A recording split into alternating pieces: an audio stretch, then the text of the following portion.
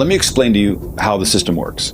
So the first thing is they want us to be in jobs, JOBs, because there they can transduce our most valuable resource, which is our time on the planet. Our effort, but our time on the planet. They can take that non-renewable resource, by the way, and transduce it into a debt instrument, Federal Reserve notes. Things they're not actually worth nothing. They're actually debt instruments. They're IOUs. And the rate of exchange for our time is so low, such that they can make a great deal of profit off of leveraging our time so that the companies make money and we make very little for what our time is really worth.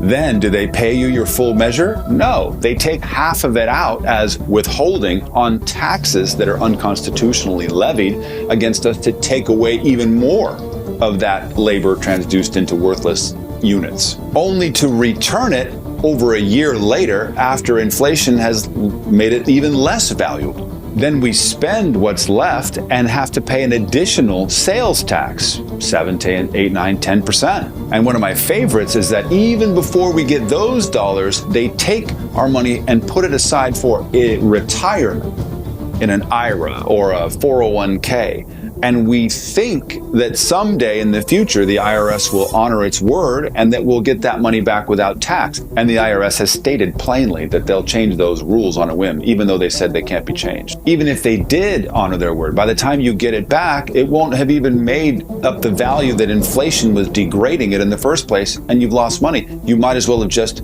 taken the tax hit.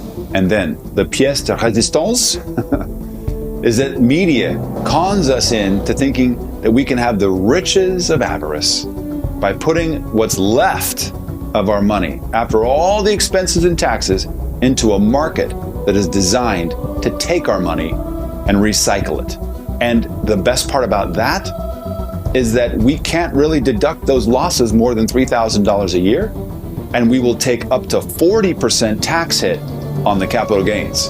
Oh yes, and the more money you make, the more it's taxed.